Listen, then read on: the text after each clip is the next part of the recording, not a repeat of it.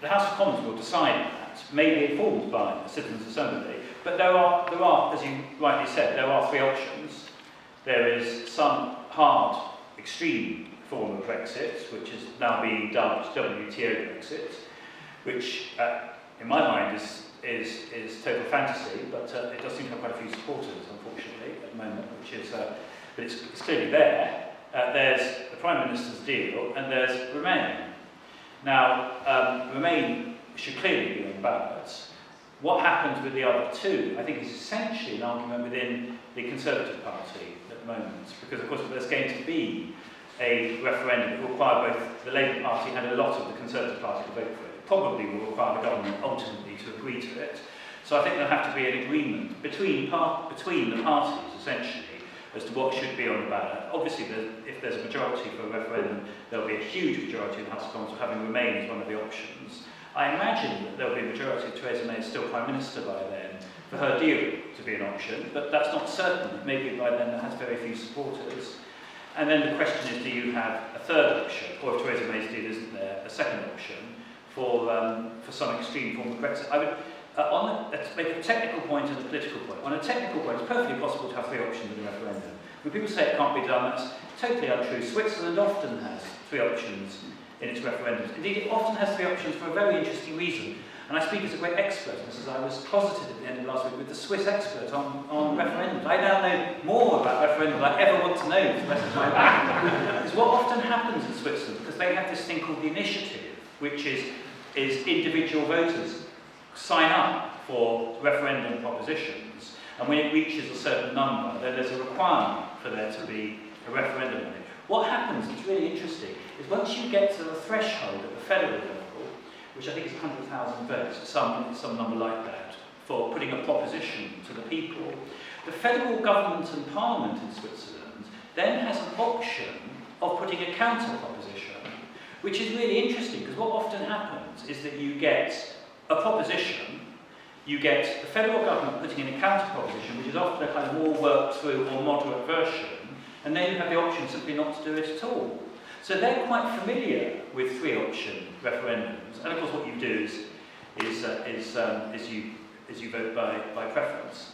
The political point, though, which I'd make, which is what worries me, is though I think ultimately a consensus will have to be formed on the questions, which is why I think we might end up with three options. I am very worried about this thing called no deal Brexit being on the ballot, not because I don't think that it's democratically legitimate for people to choose an extreme form of Brexit. Obviously it's democratically legitimate for them to. What I'm worried about is unicorns charging around the entire country, like 3 years ago, with people supporting that, claiming it means everything and nothing, because it's not properly defined. So I think the minimum requirement, if we're going to have something called WTO Brexit, is it must say on the proposition which is put to the people, the material that's sent out, what is going to happen to trade?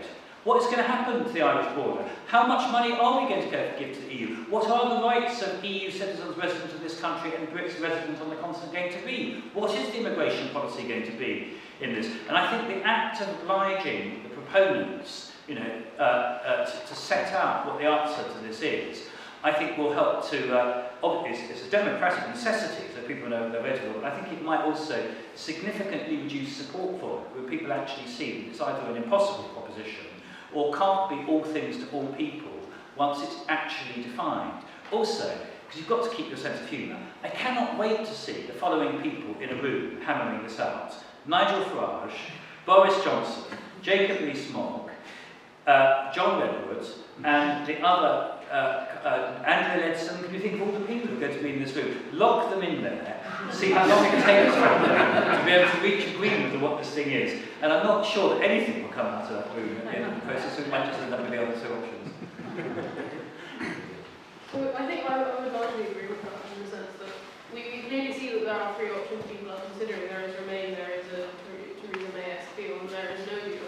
And for us to make arguments on a people vote on the basis that it's fulfilling the democracy that was originally purported to exist in the 2016 referendum, we have to allow no deal to be on the ballot paper, I think, because otherwise the allegations that this is a Remain conspiracy will be very easy to argue for.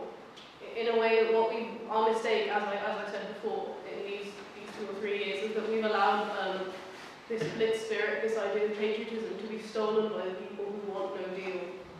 To say that we've allowed these people to argue the case for the country's national character, to say that everything great about this country is now represented by no deal. And I think if we shut that option out, I think we make it very easy to look like this is a sort of takeover by the people who stand against these people, and it will be a sort of battle of ideology where one ideology is shut out, and that's not helpful for a long-term resolution.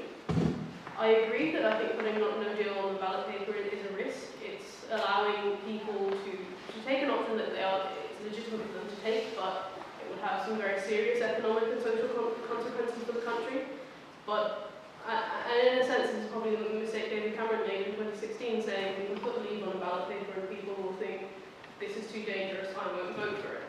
I don't think we can comfortably assume that people wouldn't vote for no deal. But I think that at this stage, in order to build any sort of consensus for a people's vote, we've got to allow no deal to be an option on the ballot paper. And I think having a people's vote with no deal is probably more productive than having a people's vote at all. You have the casting vote on. I think both Andy and Damayanti said very sensible things. I mean, to me, and obviously, of course, this is a matter of Parliament, MPs will hammer out. The MPs will have to decide, and so obviously we can say it's will ultimately have the legitimacy of being what MPs have legislated for in the referendum act when we get it. What I would say is that, for me, one of the most important reasons to have people's vote is to fix our democracy, and it's to stop the political chaos of unsellable dreams being put out there by politicians. And so that is why I would be quite wary of putting a deal on the ballot paper, because it would be sort of back in 2016, the Remain side, the Theresa May deal side, saying, here are the bad consequences of it, and the side saying, no, you won't have it. But at the moment, we only have 2 concrete set themes that we know. We can stay in the EU, which we know the EU would be happy for us to do on our existing terms that are there and written down.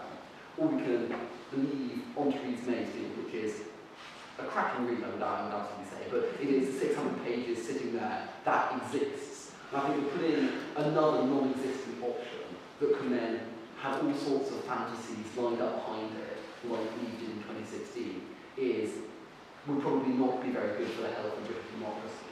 And I also think that it would perhaps be quite irresponsible for MPs to put food shortages, yes or no, on the ballot paper. I think that's potentially why. Obviously, there are compelling reasons to put it on. And we need to be very careful as we approach people's vote to make sure that this is not seen as this elite Remain stick-up and that you voters feel included in the process.